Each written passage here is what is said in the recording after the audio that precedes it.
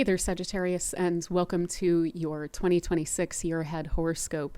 So, we are going to take a look at the major shifts and changes that you'll be experiencing in the coming year by looking at the planets Jupiter through Pluto, and we'll also be looking at the shifts and changes that are going to be taking place with the eclipses in the upcoming year. And this is for Sagittarius rising, especially because then all of these alignments that I'm speaking to will fit correctly with the whole sign houses in your natal chart. But you can also definitely check out for Sagittarius Sun as well, this reading. So this is a very special year due to the alignment that I have displayed here. So this is going to be late July that this alignment winds up taking place, where we have all of the outer planets at 4 degrees of their respective signs. So Pluto 4 of Aquarius, Neptune 4 degrees of Aries, Uranus at 4 degrees of Gemini, and then we also will have Jupiter lining up at 4 degrees of Leo. And all of this fitting into this beautiful symmetric alignment that's completely unheard of. These alignments don't ever happen, but it's very supportive, it's very dynamic, and it looks to me like a moment of a calling. So a lot of people are going to be receiving major calling at this moment to be answered.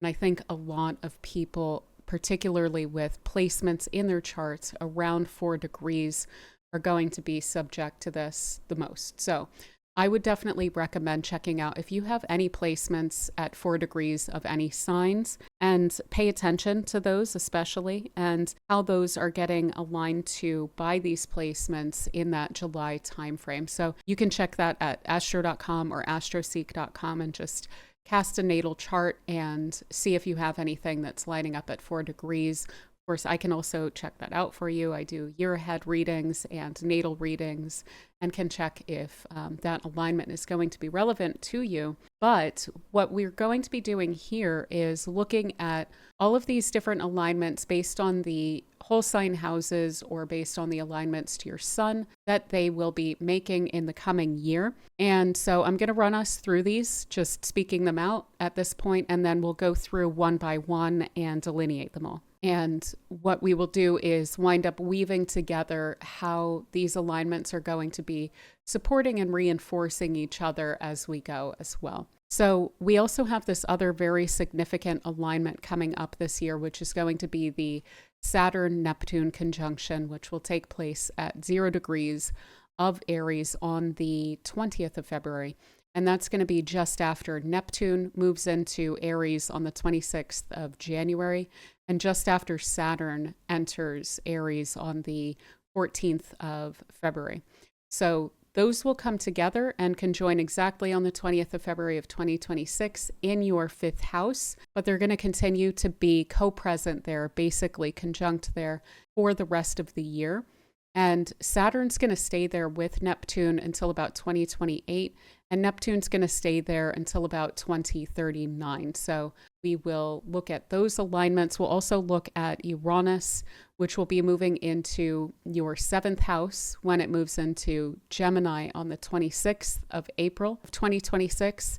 And that will also stay in your 7th house through the end of the year. It's actually going to wind up staying there until about 2032, 2033. And we also will have Jupiter moving into your 9th house in Leo, and that's going to be entering on the 30th of June of 2026 and stay there through the end of the year and beyond until about June, July of 2027. So it'll be there for a full year, but summer until summer, basically. Pluto will be in your 3rd house all year. And in fact, it's going to stay there until about 2043, 2044. But we will pay attention to this one as well, in particular due to the fact that it's going to be aligned to the rest of these. And we want to keep in mind that that's going to be playing out over the coming 20 years or so. Additionally, the lunar eclipses will remain where they have been since about 2024, which is in Pisces and Virgo. So we're going to get one of each. We'll get a Virgo lunar eclipse in March of 2026, and we will get a Pisces lunar eclipse in August of 2026. So those will be in your 4th and 10th houses. We'll discuss that. But because of the fact that the North Node is moving backwards into Aquarius this year, South Node moving backward from Virgo into Leo, we're also getting solar eclipses along your 3rd house and 9th house axis this year too. So on the 17th of February, we will get a solar eclipse in Aquarius in your 3rd house. And on August 12th of 2026, we will be getting a solar eclipse in Leo in your 9th house. So with all of that laid out there, let's go ahead and jump into the Saturn-Neptune conjunction in your 5th house. So Saturn and Neptune together speak of dissolving old structures, testing of faith, reality testing certain situations. And this is going to be around your 5th house. And your 5th house is going to be speaking to matters of personal self-expression, your joys and pleasures, that which you do for fun, your friends and people that you connect with out of just enjoying them.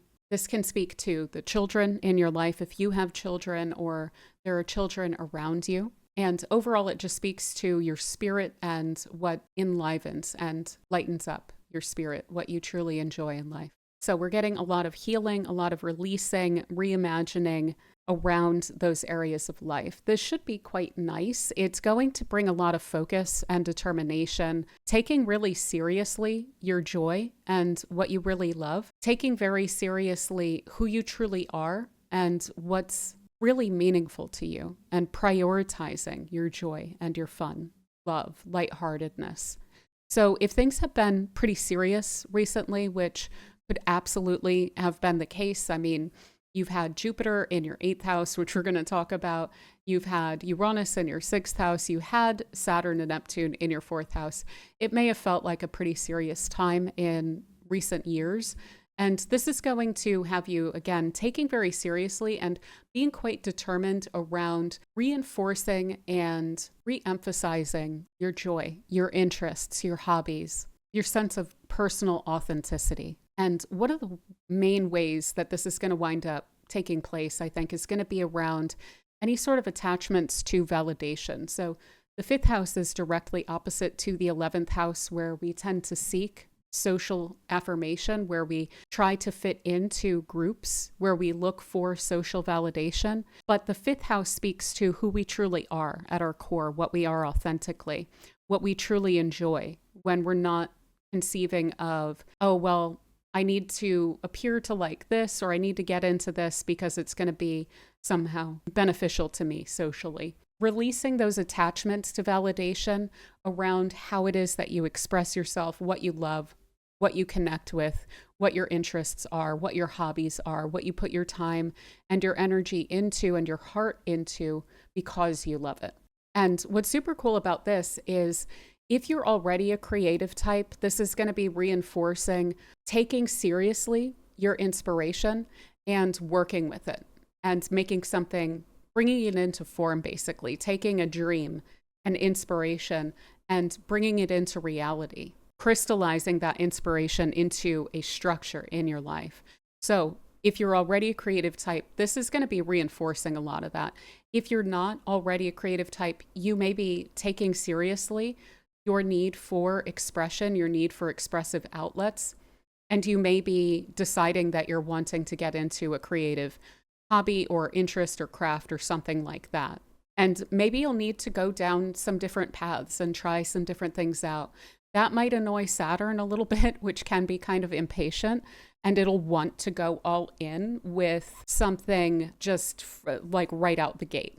But Neptune's going to bring you down some different paths and try some different things out. So if this is a new area for you, if, for instance, you've been backburnering creativity or just haven't quite paid attention to it for a little while at this point, maybe even throughout your whole life, maybe you haven't looked at yourself as a creative type, and then this Neptune is moving in there and really inspiring you, and then right on its heels, Saturn stepping into that house of yours and saying, let's make something of this, let's do something with this, then there can be just a huge amount of grounding that inspiration into some kind of a practical framework there.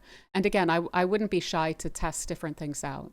This is ultimately about building a long-term structure to protect and enable you to remain dedicated to joy and to things that feel playful in your life, things that feel meaningful and inspiring to you and feel like they are developing your expression and your understanding of yourself, making your mark, basically, your true mark. Now, this is also likely to have you very dedicated and disciplined when it comes to parenting or dealing with any children that are relevant to you. So maybe this is nieces and nephews. If you are a teacher or you work with children, this would have you taking on the influence that you have over them. It would have you take that very, very seriously.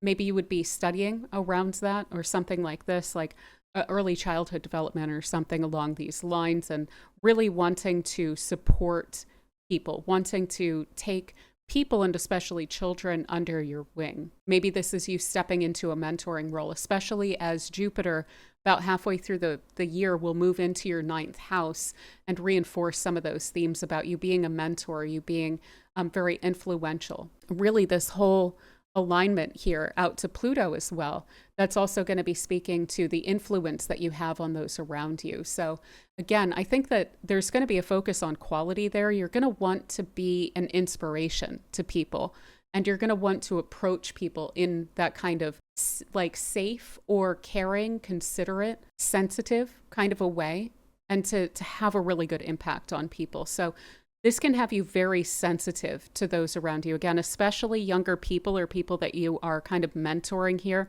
and take a lot of social responsibility as well. But again, remembering that this isn't about fitting or checking the boxes of what you think that other people think that you should be, or the influence that other people think that you should have, or the type of influence and considerations and social roles or whatever that you feel like other people think that you should be in. This is about you being very true to yourself and leading from that place and encouraging others and being an inspiration to others by being truly authentically yourself. So again, in an interesting way, you may be having, if you are a creative type already, a huge impact on people and possibly even like spreading your influence a lot more. But almost paradoxically, a lot of that probably coming from not focusing as much on audience and how people are going to receive your work, but rather just by leaning fully into the inspiration and leaning on the muse for affirmation and not the audience.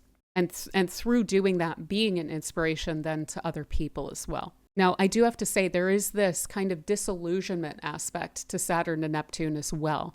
And that can come through in a couple different ways with this alignment too. So maybe we'll do this kind of chronologically. The inner child stuff. So things that like conditioning that you had when you were young.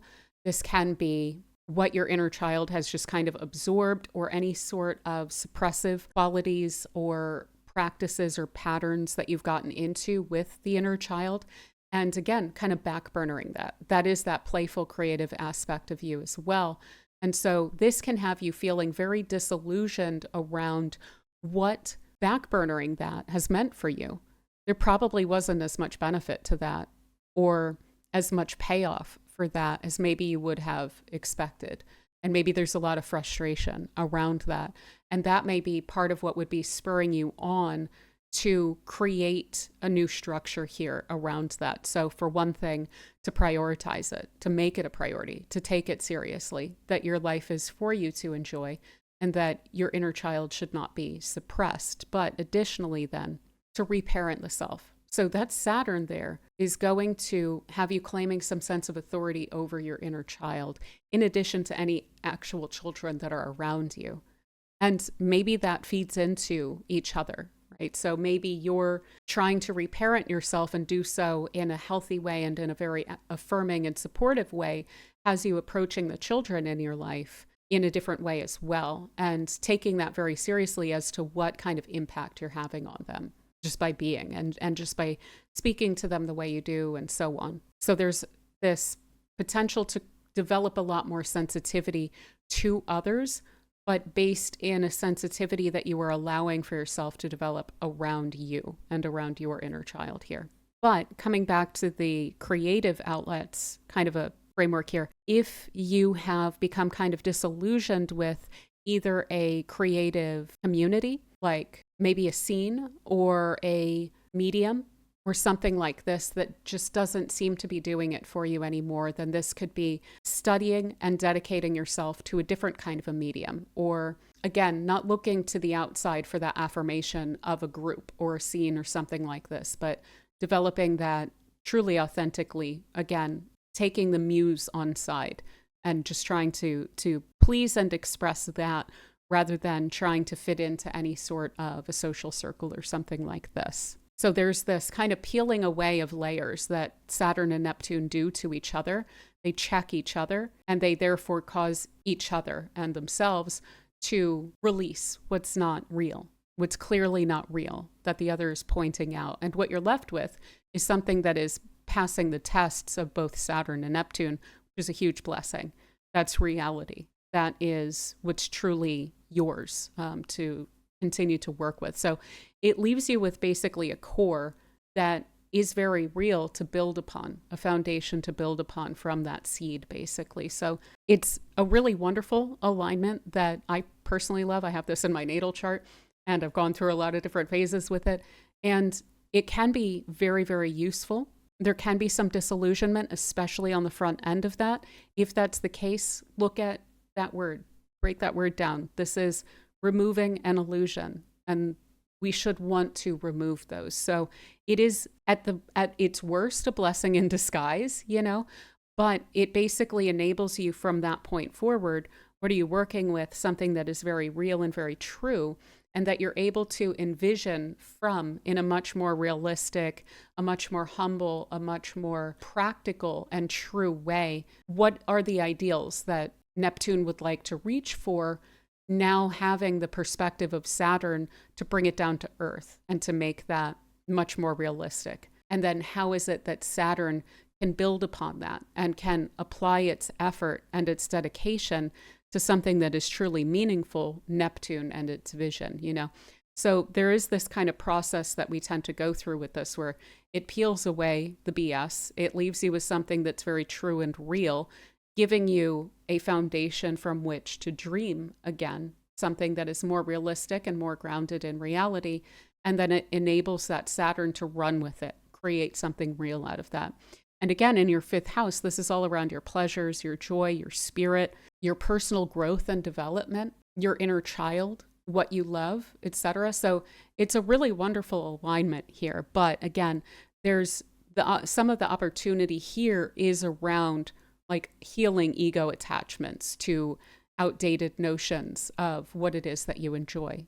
And that may not be the most fun of an experience right on the front end of it. But again, just keep in mind how much there is to work with in terms of grounding ideals into a practical framework once we're on the other side of releasing some of those attachments, right? So it's very much worth it. This also encourages a lot of very mature compassion, and it enables you to create structure that is sensitive to yourself and others. So that's what I was getting at with especially anyone that you're taking under your wing, especially children, and the really positive influence and impact that you're able to have on them by being very sensitive to them as well, and to be able to guide them in a very compassionate but functional and practical way with Saturn there as well.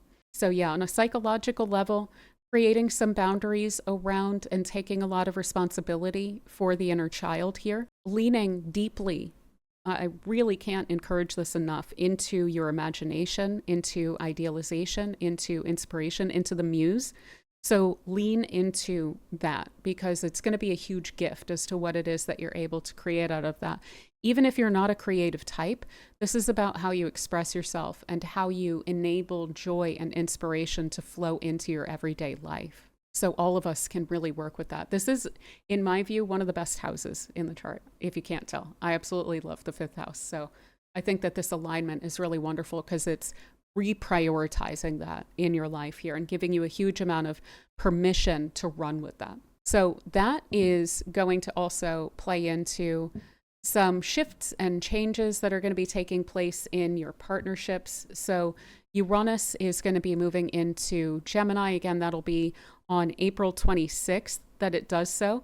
moving out of your sixth house where it has been kind of disruptive to your routines and to your working life, maybe even to some health questions and stuff like that. So it's finally moving on from there and moving into a place that's a little bit more overt, which can be helpful. You should be able to get a grip on it a little bit more, but it should additionally show up quite a bit embodied in other people that you're dealing with. But at least it's on the surface then. It's not like, oh, what are these disruptions to my routine? Why am I constantly kind of getting shaken out of any sort of a rut that I'm in? With that, moving on, this is going to be bringing a lot of innovation and freedom, disruption, some eccentricities, some acceleration and shifts and changes, and like pushing you out of your comfort zone, specifically where concerns how you relate to others with the seventh house. That speaks to other people, especially one-on-one relationships, but also specifically how you relate to others, especially in partnership.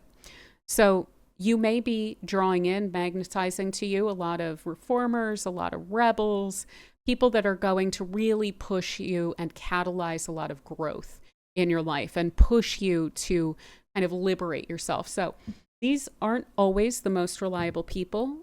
I will front load some of the bad news here. Some people are going to be a bit unstable in the sense of not applying the same amount of effort all the time to your connection with them. And that can encourage liberation of you through maybe discouraging an over-reliance on other people because of maybe some lessons around people being unreliable around this period of time.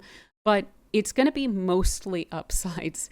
So even though there may be some impulsive or very idiosyncratic or like people who are constantly about change and rebellion and things like that, there's also the wonderful aspect of that, which is that they will probably also, not just through their action and their example, but also through their words with Gemini there, be encouraging you to liberate yourself from any sort of constraints. So to lean into, for instance, your inspiration and to not feel like you have to be caged in by other people's roles that they put you in or their expectations or things like this.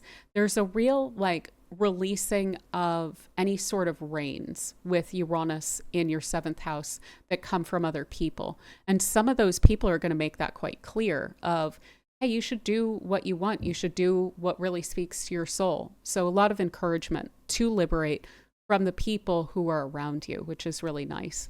So relationships themselves, and in a lot of scenarios, the people that you're in connection with, catalyzing you to embrace your individuality, to embrace your freedom, to embrace your ability to define your own roles and to define what it is that you really love, to not feel the need to be normal, right? To not feel the need to be conventional or to fit into other people's boxes or anything like that. With Saturn in the fifth and Uranus in the seventh, I think there's going to be a lot there about embracing a kind of, not so much outsider status, but embracing your ability to go beyond what is conventional. I think I just kind of said the same thing, but I guess I wanted to reiterate it from a different perspective, but I didn't quite have the words there. So like stepping outside of what roles maybe you feel like you've played in recent years. Now, there will be turnover also in your partnerships. So shifts, new people entering, different people leaving, possibly unexpectedly. Again, maybe some people are dropping the ball. Maybe some people are even showing their true colors. Hopefully these aren't long lasting, like relationships you've had for a long time, but they could be, where if you're not quite growing together as much, there might be a lot of the universe pushing disappointment or dropping the ball or that kind of unreliability to get you to maybe pull back from certain connections as well. Really what that's going to be speaking to is not just that connection or that person as an individual, but liberating you then from outdated relationship dynamics or agreements. So if you are growing, if you are embracing who you are, and there are certain people in your life that are used to you not quite doing that, you may need to be liberated as well from those connections so that they aren't trying to push you back into that box that they're used to you occupying, right? Now, there can also be some big revelations in your connections with certain people as well. People may be, like I said, kind of showing their true colors, or you may hear certain things. There may be some gossip, certainly with Uranus in Gemini there, some words or some things that you hear about. So people may be surprising you quite a bit. And the people that you're connected to as well, they may be going through these Uranian kinds of transformations or shifts and changes to their personalities and how they carry themselves and how their lives are playing out, things like that. So it will be, you'll encounter that Uranus, which is the liberation, the shift, the changes, the things getting kind of weird and strange and a little bit different than they usually are, embodied in other people. So eccentric people or unreliable people in the way that you relate to people. So feeling freed up to not have to maintain the same kinds of roles or relational dynamics that you're used to. So freeing yourself up along those lines, but it'll also show up in those other people and in their lives as well.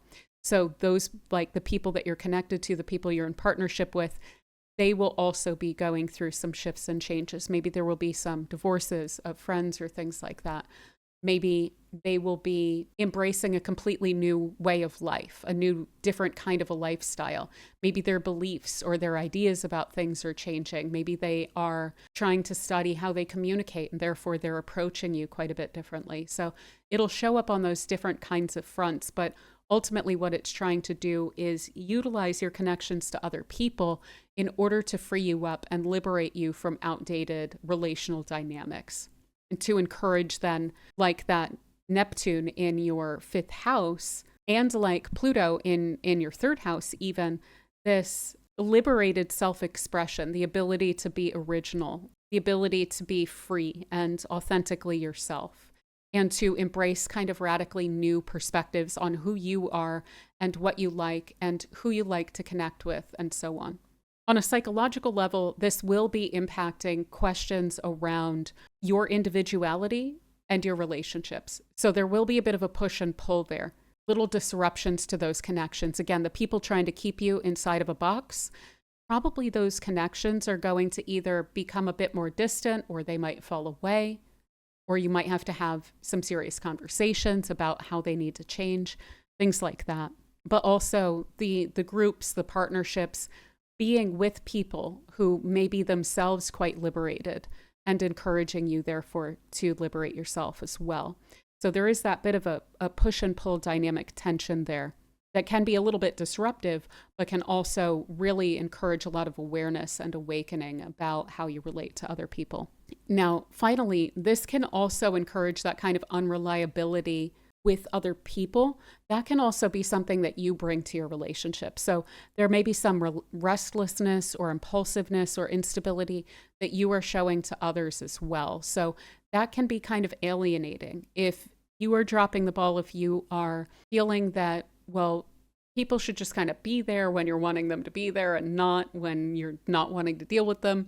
Things like that might come through at different moments as you are kind of getting to know yourself a little bit better in the coming years, and especially the types of action you like to take and the activities that you'd like to get into might be a bit overpowering and a bit distracting from some of your connections. So try to avoid that total alienation due to detachment or instability or unreliability or things like that.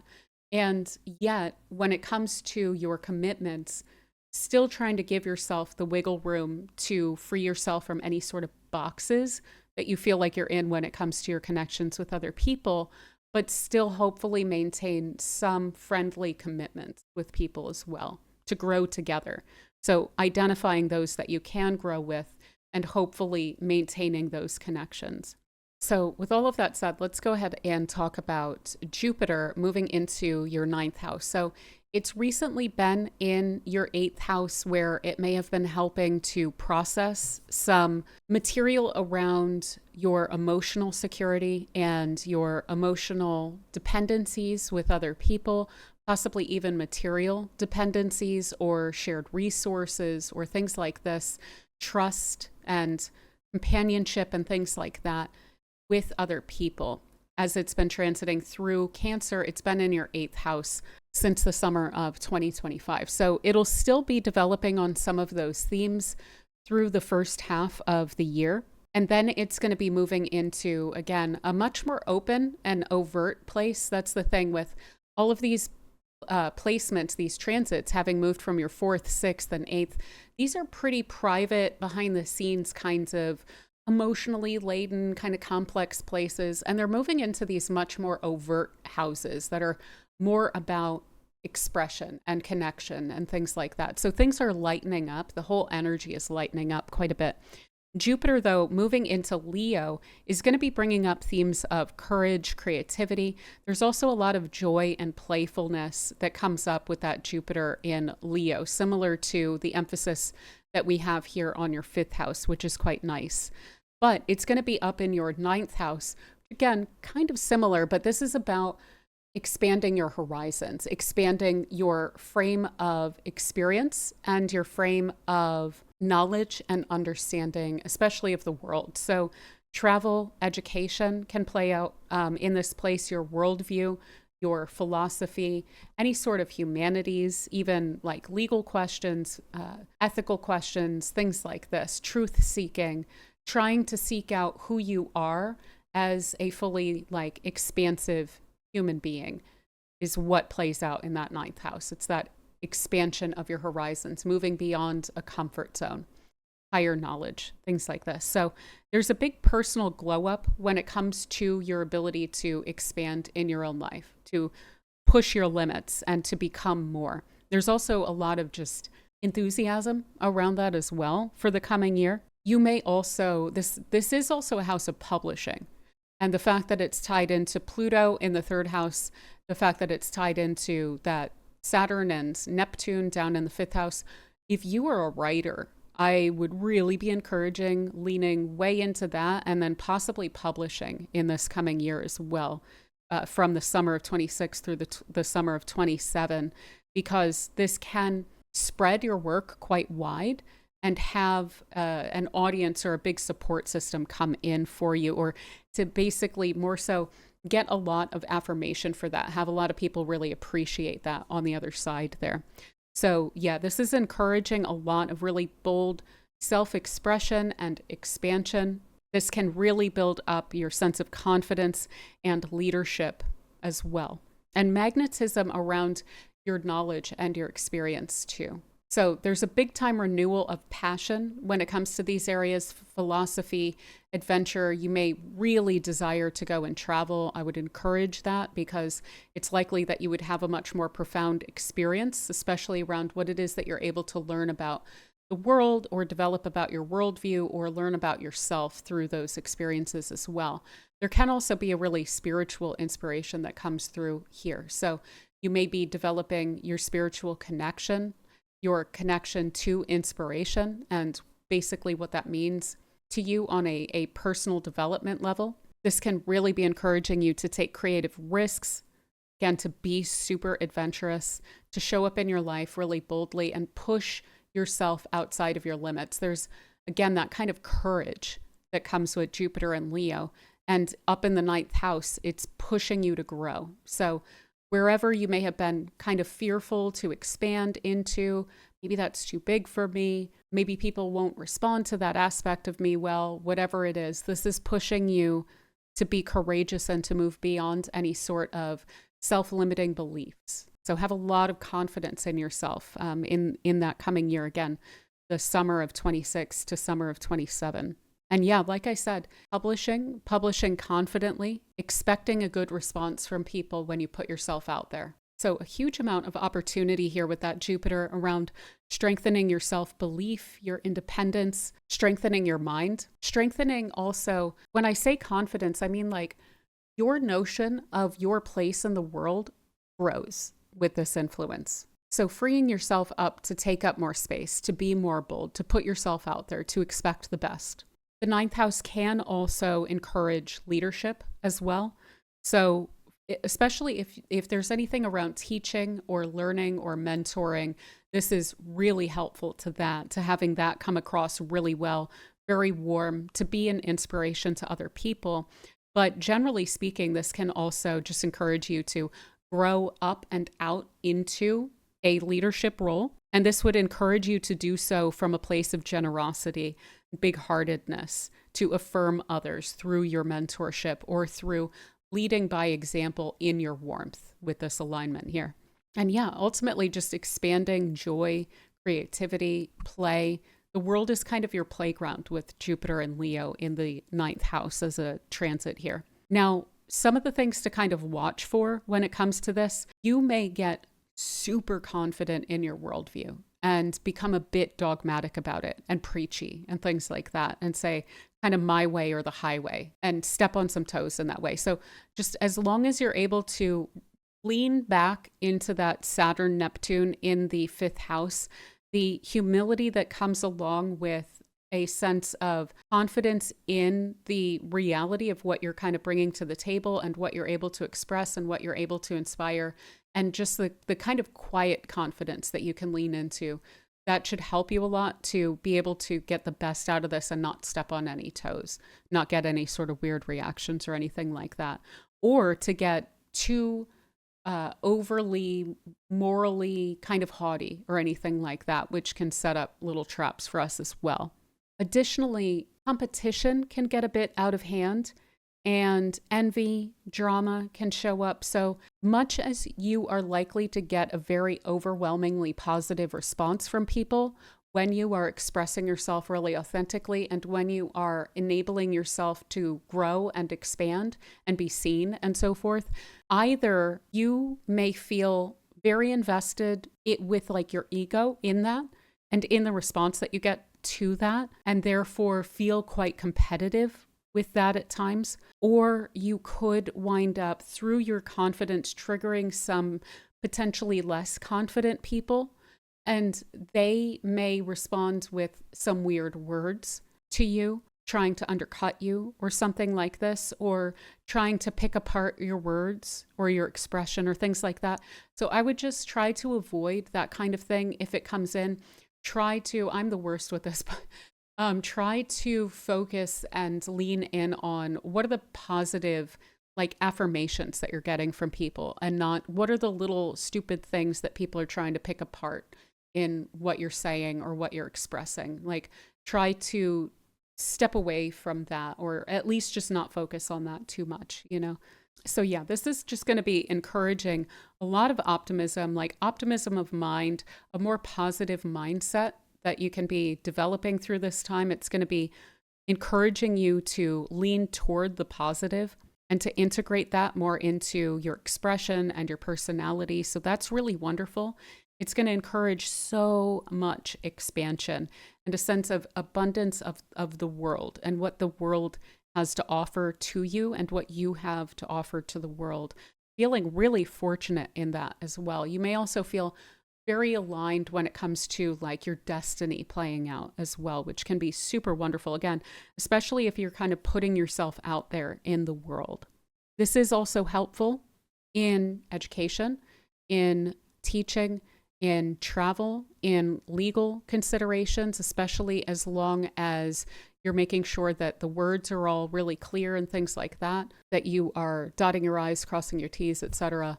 Oh, this is also really wonderful for publishing as well. So if you are a writer or you are an artist or you make videos or anything like that, any kind of publishing, putting yourself out there to be seen, this is really supportive of that and should encourage a very positive response back to you as well.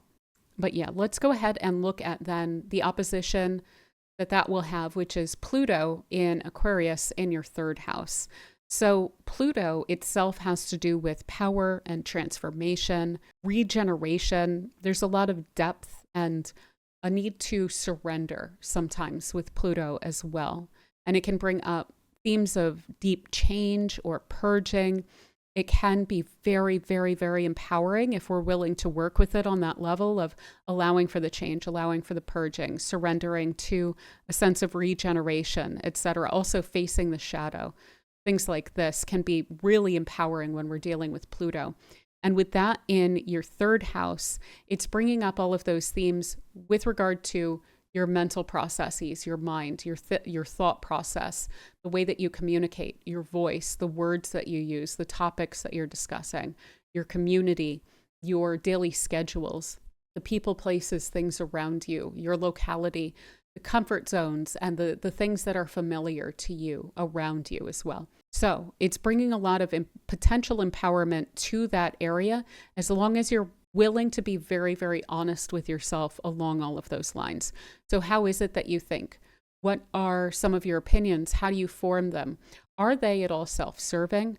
Is that maybe a thing? Do they particularly align to notions of your identity and who you are and the groups that you belong to? Or are they really reality tested against all of your experiences in life, and also potentially in the experiences that other people express about their lives and things like that? So are you testing those ideas, those opinions that you have? That's a really wonderful place to start here, because then what that is going to keep in check is the ego conflicts and the dogmatism and the ego-based conflicts about ideas and knowledge and worldviews and things like that can take place with that opposition between Jupiter up in your ninth and then Pluto in your third. This can point to getting into arguments with people about the world and maybe politics or ideology or religion or things like that. So if you want to avoid like wasting some time on that or getting into some really entrenched ego-based argumentation around that, being really clear on why it is that you believe each thing that you believe, or why it is that you want to see certain things in your community play out a certain way or in the world play out a certain way. Just really always kind of checking in, and then toss all of this to Saturn and Neptune out in your fifth house, that reality check that these two can really wonderfully bring in. Because again, you have these catalysts out in the seventh house. You may find that there's something that you're really holding on to that you should be regenerating, that you should be transforming, that maybe you should be surrendering, or maybe someone else should, but that you kind of wind up conflicting about, and that someone winds up being a catalyst to you recognizing maybe there was a bit of a shadow aspect to that, or an ego attachment to that they wind up pointing out. And I think we usually would rather discover those things on our own rather than having them pointed out by other people, right? So thinking also a lot about how it is that you speak to other people. Your voice is likely to be super influential with Pluto in this place. So that was part of why I was saying, if you are a writer, that it's really powerful, the words that you speak and that you write, the way that you verbally express your ideas, and then how you put them out into the world. That opposition to Jupiter is actually very powerful for taking the words and the ideas that you've had and putting them on paper and then putting them out there into the world, or putting them into a video or song or whatever it is. But keeping in mind that your words are very influential. So try not to downplay that and think, oh, whatever, I know that there's a bit of a bite to what I'm saying here, but no one cares really anyway, what I have to think. People may care a lot more than you would think. And so if there's a little bit of a bite to your words, which can be the case, much more so than we're aware of when we have Jupiter transiting through that third house, you may step on some people's toes. You may upset some people, and not just necessarily the people that you don't care whether you step on their toes, right? You may accidentally critique someone in a way that winds up cutting to the bone with them in a way that you didn't quite expect or didn't intend, certainly. And maybe there's even a tinge of negativity to your words that you don't even mean. So just kind of keeping in mind the power in your words, and to use a lot of integrity when it comes to the words that you are utilizing. Because then you're really, you're using the willpower then that Pluto can provide to you in a super healthy way if you are focusing on the integrity of your words, like the concept of right speech, basically. Right thought leading to right speech, and then that having hopefully a better impact on people around you. And also then utilizing as a gift the greater influence that Pluto is going to provide to your voice there. Again, learning is going to be a really powerful thing in this year, be it reading that you're just doing, be it on YouTube, be it from articles or from traveling places, connecting with people, talking to people, or courses that you're teaching or that you're studying. Anything to do with learning or teaching is likely to be extraordinarily profound and empowering in this given year because of that opposition with Jupiter up in the ninth as well.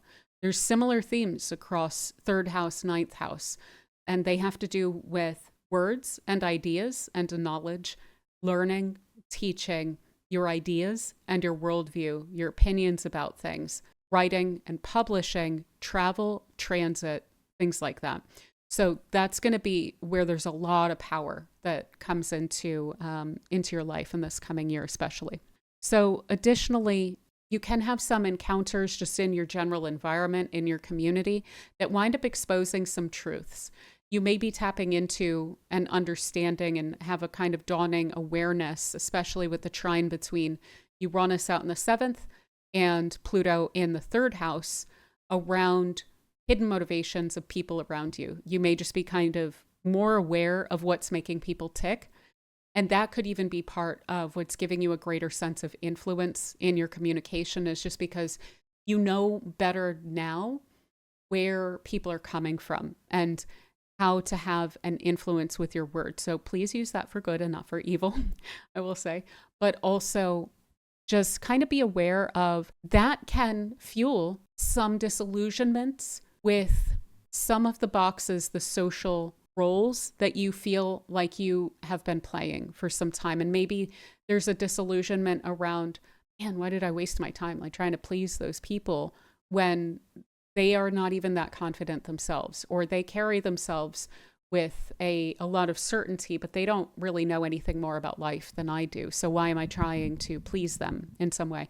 Something like that as well. But there could just be gossip and drama. That is one thing that I would definitely bring up. Words are a theme with third and ninth. And so words and ideas and like the knowledge that people have about each other.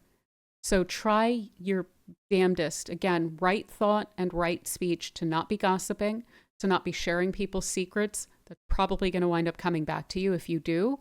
And then you're kind of undercutting as well that Jupiter, the integrity that carries in the higher mind and so forth. And in terms of the way that people can see you, we don't want to live in other people's boxes, but we also don't want to be showing a side of ourselves that is kind of gossipy and again, sharing other people's secrets and things like that. So that people may be sharing their secrets with you quite a bit, even in recent years with Pluto in the third, but try not to expose those things to like third parties, you know.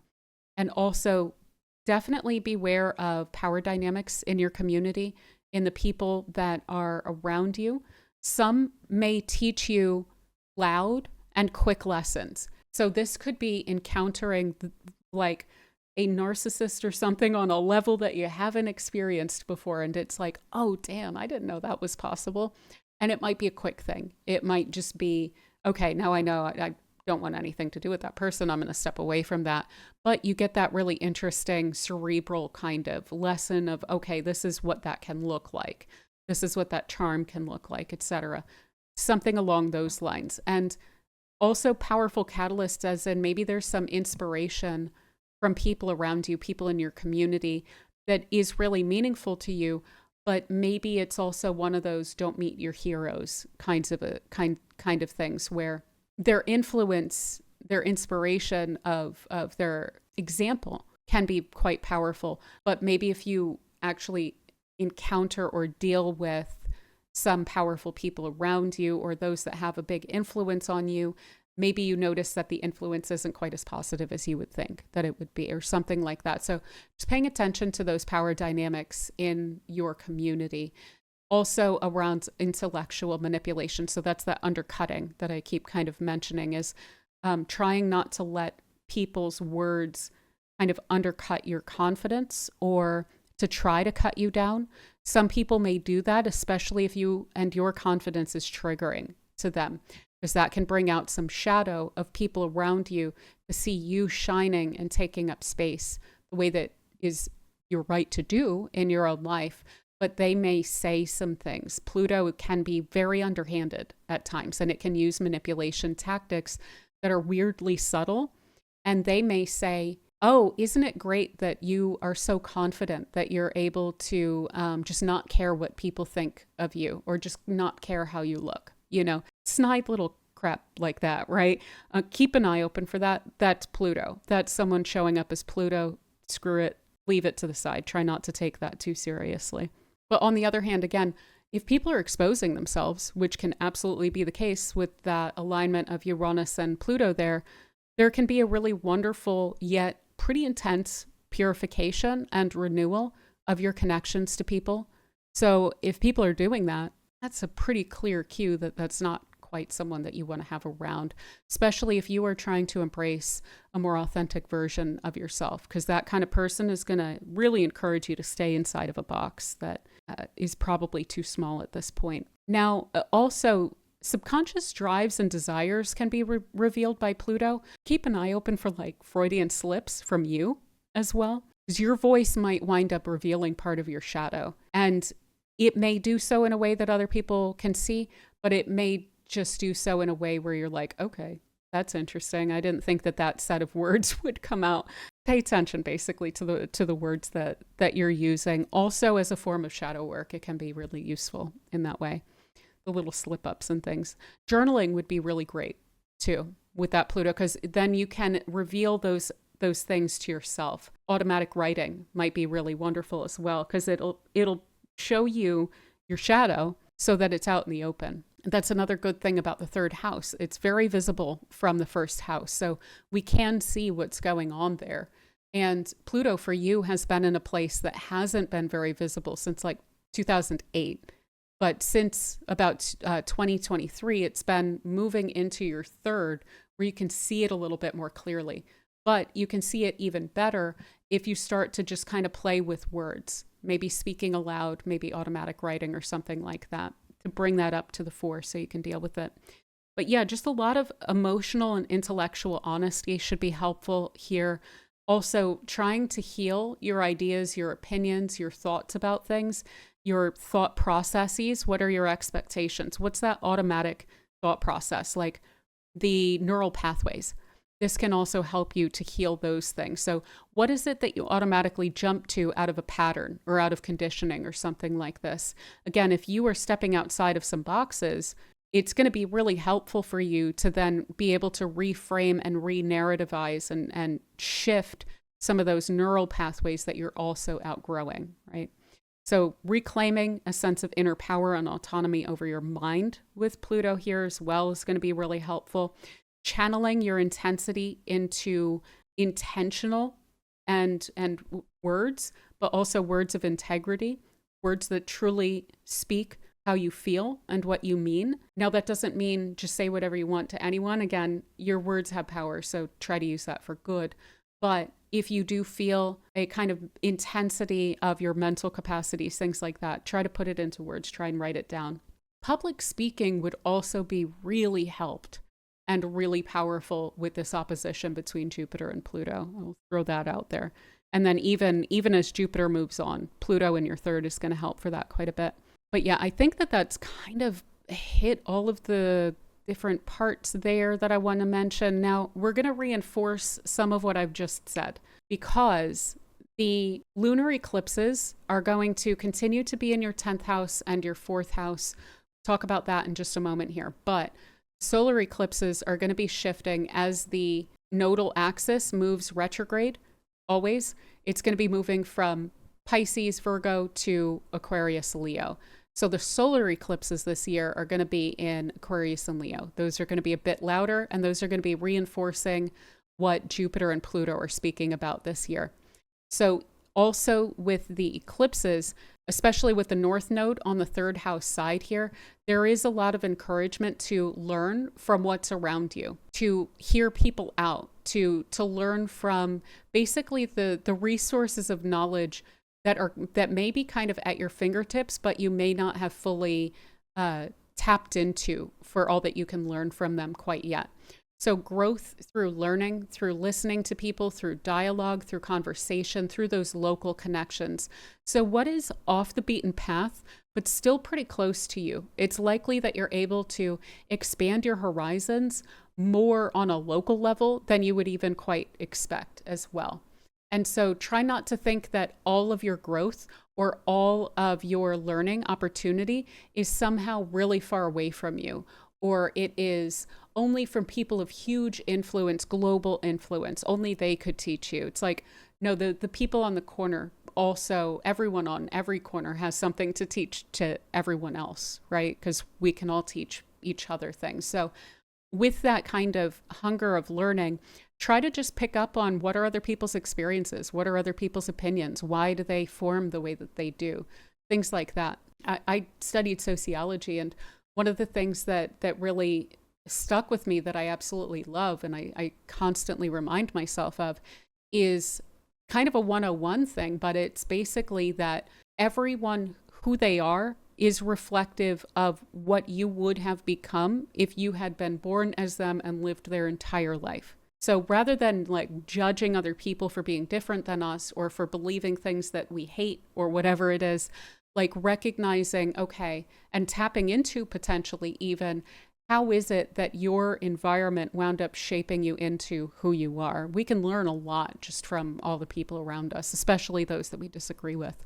But yeah, also releasing any sort of self-limiting worldviews and grand narratives as well. So again, when it comes to ideology and your views on certain things, some of those may make you feel good and they may make you feel like you have a cohesive sense of what the world is and your place in it, and that may feel very safe, but it's probably also potentially holding you back.